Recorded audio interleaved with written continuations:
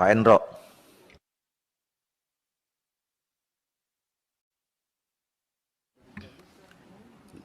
Terima kasih pimpinan, yang kami hormati pimpinan, kawan-kawan Komisi 2, serta Pak Mendagri beserta jajarannya, beserta DKPP. Sedikit saja ada beberapa hal yang perlu kami mintai pendapat. Yang pertama-tama kami ucapkan selamat terhadap Pak Mendagri beserta jajarannya dengan paparan yang cukup baik, dengan realisasi penyerapan anggaran yang cukup baik, itu di atas 90%, dan juga 2 tahun berturut-turut prestasi juara 1 itu cukup membanggakan bagi kita semua Komisi 2. Jadi semoga ini bisa dipertahankan di masa yang akan datang.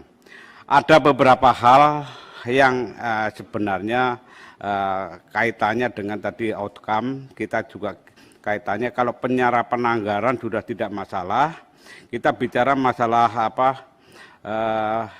di bidang hasilnya. Jadi pertanyaannya kan bisa menggeliti apakah penyerapan anggaran sudah menjawab persoalan daerah. Nah ini kan jadi pertanyaan kita bersama, nanti kita petakan satu persatu. Jadi Kemendagri harus bisa memotret permasalahan daerah yang ada, yang dibutuhkan pemerintah daerah seperti apa dalam menjalankan fungsi pemerintahan, dalam pembangunan daerah, dalam mensejahterakan rakyat, dan sebagainya. Dengan demikian, dengan potret yang demikian kan disusunlah yang namanya rencana kerja, supaya ke depan bisa mengoptimalkan pengawasan melalui baik Inspektorat Jenderal maupun dirjen-dirjen yang ada. Nah, yang perlu kami sampaikan ini ada beberapa hal yang supaya lebih komplit lagi kinerja Kementerian Dalam Negeri kaitannya dengan pertama dari untuk Dirjen Dukcapil. Jadi terkait juga dengan Polpum, kaitannya dengan ini, saya dapat laporan pengaduan dari komunitas adat di Blora. Komunitas adat di Blora yang kaitannya dengan masalah Samin. Mereka banyak mengeluh, mengadu kepada saya kaitannya kesulitan dalam memperoleh KTP. Karena apa? Di aparat di daerahnya itu kan ditanya agamanya. Mereka itu kan banyak kepercayaan. Padahal kan pemerintah sudah membebaskan untuk hal itu. Nah mungkin ini bukan kesalahan dari dari Kemendagri. Kemendagri mungkin alpa untuk mensupervisi, mengawasi atau meningkatkan pemahaman aparat di daerah, baik melalui gubernur maupun ke bupati. Apalagi Disdukcapil itu kan vertikalnya juga ke Kemendagri. Nah, boleh kegiatan pencetakan KTP disiapkan banyak-banyak, tapi manusianya juga harus di-upgrade, diperhitungkan, ditingkatkan kesadaran nasionalismenya, kebinekaannya. Ini sungguh-sungguh prihatin saya melihat pengaduan demikian, di mana mereka kan banyak penghayat ajaran Samin Suro Sentiko.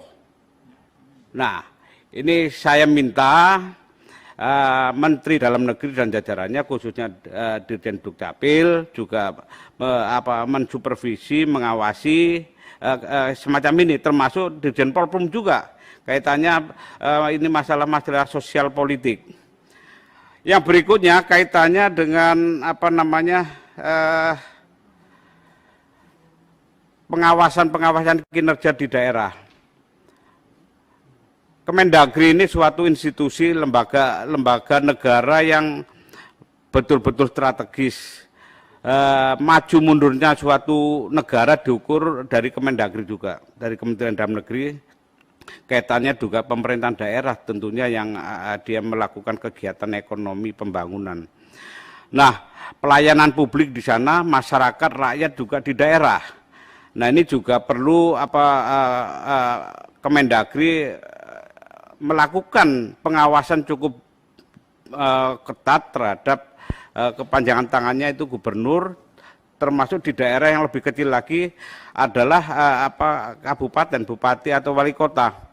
Kaitannya dengan program nasional, baik mulai pertanahan maupun yang sekarang di masa pandemi adalah bansos-bansos yang adanya dari Kementerian Sosial, e-warung dan sebagainya yang melibatkan kepala daerah maupun kepala desa. Dana pusat yang diotonomikan di daerah, penyelesaiannya ke masyarakat ini kan menjadi masalah sampai sekarang. Termasuk di sana sini carut marutnya. Ini kan karena pelayanan dari pemerintah daerah ini menjadi tidak transparan. Nah, ini tugas kita bersama, tugas Kementerian Dalam Negeri bagaimana melalui inspektorat maupun dirjennya itu juga melakukan monitoring sehingga bisa berjalan dengan baik.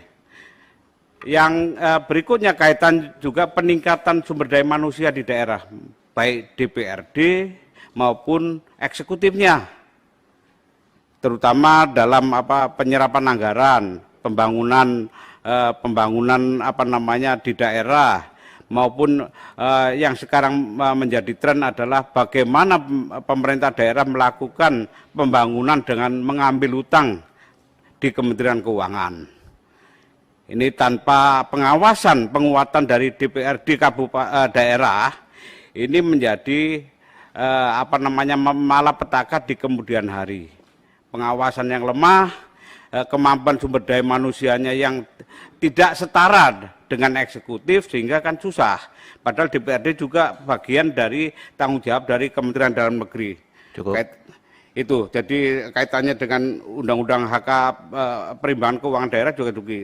Mungkin itu pimpinan kami minta juga ini bisa dijelaskan. Satu ada yang kelupaan juga kaitannya dengan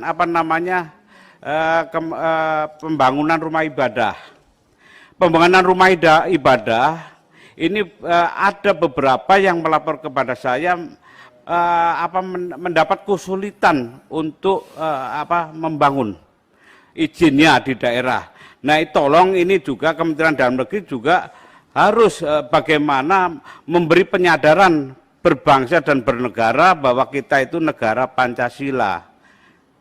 Ini kami minta apa yang kita bicarakan di forum ini, beberapa kasus yang kecil-kecil yang tersebar di beberapa daerah itu menjadi pemikiran Kementerian Dalam Negeri menjadi kebijakan publik yang baik.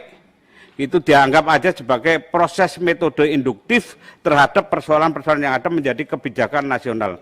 Demikian pimpinan, terima kasih. Terima kasih Pak Endro. Terima kasih Pak Menteri. Bapak Ibu sekalian, pimpinan dan seluruh anggota Komisi 2 yang saya hormati, tadi kita sudah mendengarkan kembali respons atau tanggapan dari seluruh pertanyaan, masukan, saran, dan tanggapan dari pimpinan dan anggota Komisi 2. Seperti yang tadi sudah kita sepakati, mungkin ada banyak hal masih yang belum terjawab, ya. Tapi saya kira bagi yang menyampaikan saran ini catatan buat Kementerian Dalam Negeri, dan kemudian kalau pertanyaan nanti bisa disampaikan secara tertulis, nanti kita masukkan dalam kesimpulan yang terakhir. Tolong ditayangkan.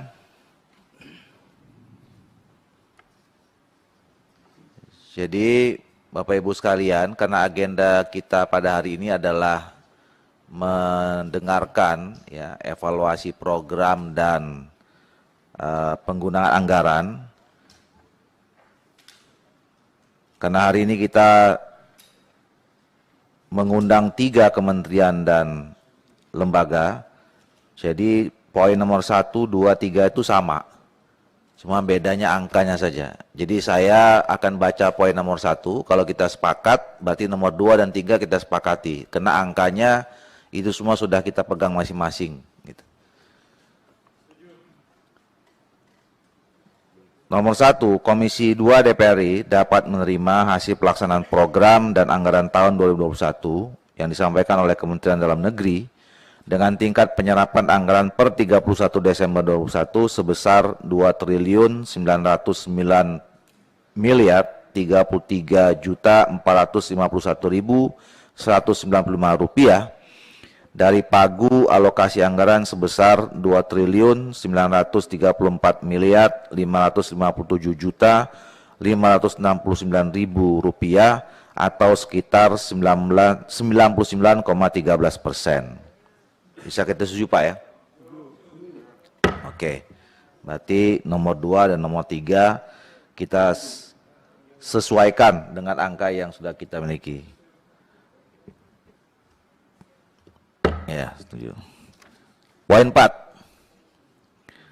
Komisi 2 DPR RI meminta kepada Kementerian Dalam Negeri, BNPB dan DKPP untuk menyampaikan jawaban dan tanggapan secara tertulis atas seluruh pertanyaan dari anggota Komisi 2 DPR RI pada rapat kerja hari ini dan diserahkan selama-lamanya pada tanggal 11 April 2022 melalui Sekretariat Komisi 2 DPR RI. Setuju ya? Oke. Baik, Bapak Ibu sekalian, dengan kita bisa menyepakati kesimpulan, ada 4 kesimpulan, maka rapat kerja dan rapat dengan pendapat Komisi 2 dengan Menteri Dalam Negeri, Badan Nasional Pengelola Perbatasan dan Dewan Kehormatan Penyelenggara Pemilu pada hari ini bisa kita anggap selesai. Sebelum saya tutup, saya mengucapkan terima kasih atas nama Komisi 2 kepada Menteri Dalam Negeri, Kepala BNPB dan Ketua DKPP beserta seluruh jajaran atas kehadirannya pada siang sampai sore hari ini, dan juga terima kasih pada seluruh pimpinan dan anggota Komisi 2 PRI. Dengan mengucapkan alhamdulillahirrahmanirrahim, maka rapat ini saya nyatakan ditutup. Terima kasih, selamat sore, salam sejahtera bagi kita semua. Bila taufiq hidayah, assalamualaikum warahmatullahi wabarakatuh.